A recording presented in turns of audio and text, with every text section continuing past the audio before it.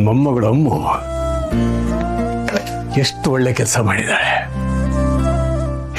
ಅಮ್ಮು ಬಗ್ಗೆ ನನಗೆ ಹೆಮ್ಮೆ ಅನ್ಸುತ್ತೆ. Very good, very good.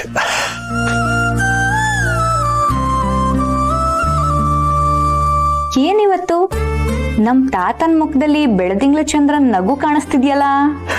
ಯಾಕಮ್ಮ, ನಾನಿನ್ ನಗ್ಬಾರ್ದ? ಹಾಗೇನಿಲ್ಲ ತಾತ, ನೀವ್ ಯಾವಾಗ್ಲೂ ಹೀಗೆ ನಗ್ನಗ್ತಾ ಇರ್ಬೇಕು. ಆಗ್ಲೇ ಮನೆ ಮಂತ್ರಾಲಯ ತರ ಯಾವಾಗ್ಲೂ ಶಾಂತವಾಗಿರುತ್ತೆ. ಸರಿ, ಈಗ ಇದೇ ಖುಷಿಗೆ ತಗೊಳ್ಳಿ ಕಷಾಯ ಕುಡಿ.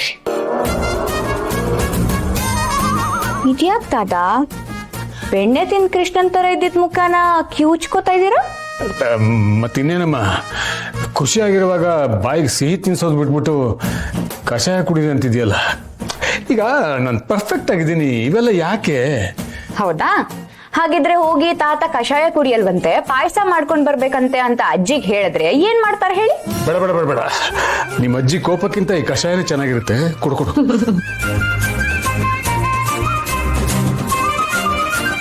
ತಾತ, ಅದು ನಾನ್ ನಿಮ್ಮ ಹತ್ರ ಒಂದ್ ವಿಷಯ ಮಾತಾಡ್ಬೇಕಿತ್ತು. ನನ್ನ ಹತ್ರ ಮಾತಾಡೋದಕ್ಕೆ ಯಾಕಮ್ಮ ಸಂಕೋಚ ನಿನಗೆ? ಅದೇನ್ ಹೇಳು. ಅದು ಹೇಳು.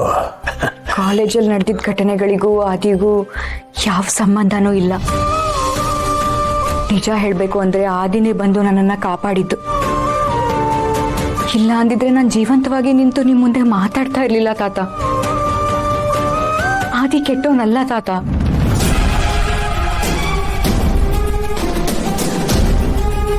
ಪರಿಸ್ಥಿತಿನ ಒಂದ್ ದೃಷ್ಟಿಕೋನದಲ್ಲಿ ನೋಡಿದಾಗ ಈ ತರ ತಪ್ಪಭಿಪ್ರಾಯಗಳು ಬರೋದು ಸಹಜ.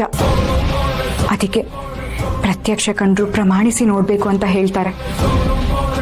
ನಿಮ್ಮ ಅನುಭವದ ಮುಂದೆ ನಾನು ಈ ತರ ಎಲ್ಲ ಮಾತಾಡಬಾರ್ದು ತಾತ. ಆದ್ರೆ ನೀವು ಆದಿ ಬಗ್ಗೆ ತಪ್ಪು ತಿಳ್ಕೊಂಡಿರೋದನ್ನ ನೋಡೋದಕ್ಕಾಗದೆ ನಾನು ಇದನ್ನೆಲ್ಲ ಹೇಳ್ತಾ ಇದ್ದೀನಿ. ನೀವು ಅನ್ಕೊಂಡಿರೋ ಹಾಗೆ ಆದಿ ತುಂಬಾ ಒಳ್ಳೆಯವನು ತಾತ.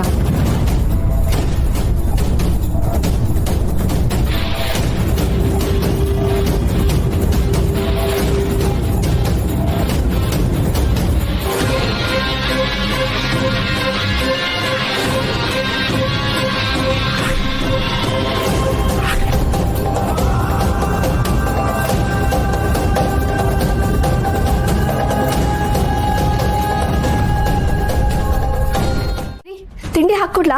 ಮನೇಲೆ ತಿಂತೀರಾ ಅಥವಾ?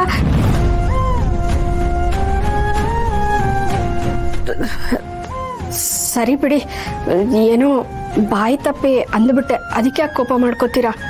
ಬಾಯಿ ತಪ್ಪಿ ಬರೋ ಮಾತು ಅಂತ ಯಾವುದೂ ಇರಲ್ಲ ನಳಿನಿ. ನಿನ್ನ ಬಾಯಿಂದ ಬರೋ ಪ್ರತಿಯೊಂದು ಮಾತು ನಿನ್ನ ಮನಸ್ಸಲ್ಲಿರೋದೆ. ಬೇಗ ಮಾತ್ರ ನಿನ್ ಮಗಳ ಲಕ್ಷ್ಮಿ, ನಿನ್ ಮಗಳ ಅಲ್ವಾ? ಮಕ್ಕಳ ಮುಂದೆ ಆ ಮಾತೆಲ್ಲ ಬೇಕಾಗಿತ್ತ ನಿಂಗೆ? ಮಕ್ಕಳಿಗೆ ಅವೆಲ್ಲ ಅರ್ಥ ಆಗಿರಲ್ಲ ಬಿಡಿ. ಅರ್ಥ ಆಗ್ಬೇಕಾಗಿರೋದು ಮಕ್ಕಳಿಗೆಲ್ಲ ನಳಿನಿ. ನೀನ್ ಆಡೋ ಮಾತಿಂದ ಯಾರ ಮನ್ಸಿಗೆ ನೋವಾಗ್ತಿದೆ, ನಿನ್ ಮನ್ಸಲ್ಲಿರೋ ವಿಷ ಎಂತದ್ದು ಅಂತ ಮೊದಲು ನಿನಗೆ ಅರ್ಥ ಆಗ್ಬೇಕು. ರೀ, ವಿಷ ಗಿಷ ಅಂತೆಲ್ಲ ನೀವು ಜಾಸ್ತಿ ಮಾತಾಡ್ಬೇಡಿ. ನಾನೇನ್ ಆ ತರ ನಡ್ಕೊಂಡಿಲ್ಲ. ಮೇಘಶ್ಯಾಮ್ ಹುಟ್ಟಿದ್ಮೇಲೂ ನನ್ನ ಕೈಲಿ ಎಷ್ಟಾಗುತ್ತೋ ಅಷ್ಟು ಲಕ್ಷ್ಮಿನ ಪ್ರೀತಿಯಿಂದನೇ ನೋಡ್ಕೊಂಡಿದೀನಿ. ಅಮ್ಮ,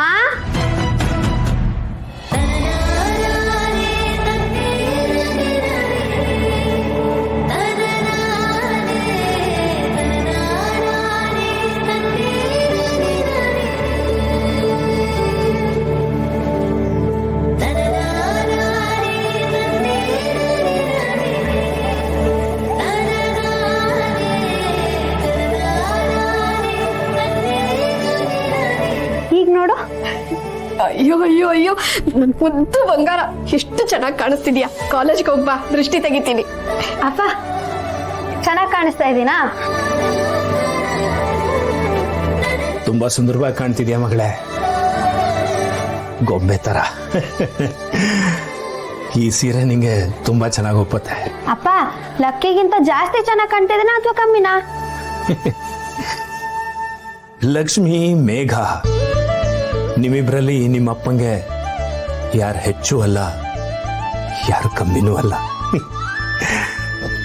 ಏಯ್, ನಡಿಯೇ, ಲೇಟ್ ಆಗ್ತಾ ಇಲ್ವೇನೆ ನಿಂಗೆ? ನಡಿ ಅಂದ್ರೆ ಹೇಗೆ? ಮೊದಲೇ ಸೀರೆ ಉಟ್ಕೊಂಡಿದ್ದಾಳೆ, ನಾನೇ ಕರ್ಕೊಂಡೋಗ್ಬಿಡ್ತೀನಿ ಬಾ. ಅಪ್ಪ ಯಾವತ್ತೂ ಇಲ್ದಿರೋದು ಇವತ್ತೇನ್ ಸ್ಪೆಷಲು? ನೀನೇನ್ ಬಿಡೋದ್ ಬೇಕಾಗಿಲ್ಲ, ನಾನು ನನ್ನ ಫ್ರೆಂಡ್ ಜೊತೆ ಹೋಗ್ತೀನಿ. ಹೋಗ್ತಾಳೆ ಬಿಡಿ, ಸೀರೆ ಉಟ್ಕೊಂಡಿದ್ದಾಳೆ ಅಂತ ಊರ್ ತುಂಬಾ ಮೆರವಣಿಗೆ ಮಾಡ್ಕೊಂಡು ಹೋಗ್ತೀರಾ? ಸರಿ, ನಾನು ಬರ್ತೀನಿ. ರೀ ತಿಂಡಿ ಬೇಡ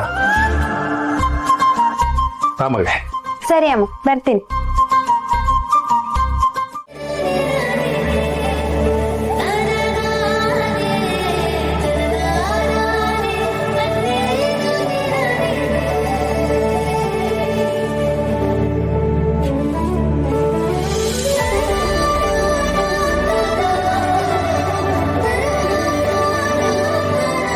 ತಾತ ಮೊಮ್ಮಗನ ಬಾಂಧವ್ಯ ನೋಡಕ್ಕೆ ಎಷ್ಟು ಖುಷಿ ಆಗತ್ತಲ್ವಾ?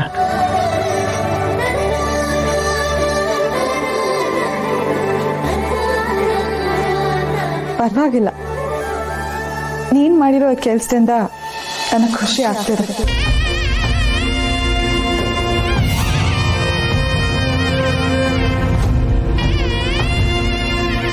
ಅದಕ್ಕೆ ಲಕ್ಷ್ಮಿನ ಅಪ್ಪ ಈ ಮನೆ ಮಗಳು ಅಂದಿದ್ದು. ಅವಳು ಮನೆ ಮಗಳಾಗಿ ಅವಳ ಕರ್ತವ್ಯನ ನಿಭಾಯಿಸಿದಾಳೆ. ಹಾಗೇನಿಲ್ಲ ಮಾವ, ಸತ್ಯ ಏನು ಅಂತ ತಾತಂಗ್ ತಿಳಿಸಿ ಹೇಳ್ದೆ ಅಷ್ಟೆ. ನೀನು ಅವ್ರಿಗೆ ತಿಳಿಸಿ ಹೇಳಿದ್ದಕ್ಕೆ ಅಲ್ವಾ ನಾವೆಲ್ಲರೂ ಇವತ್ತು ಕಣ್ ತುಂಬ್ಕೊಳ್ಳೋ ಹಾಕಾಯ್ತು. ಆದಿಗಂತೂ ಇನ್ನು ತಾತನ ಸಪೋರ್ಟ್ ಸಿಕ್ತು, ಇನ್ನು ಅವನನ್ನು ಯಾರು ಹಿಡಿಯೋರಿಲ್ಲ ಅಲ್ವೇನೋ ಮೊಮ್ಮಗನೇ? ಸುಮ್ಮನಿರಿ ಅಜ್ಜಿ.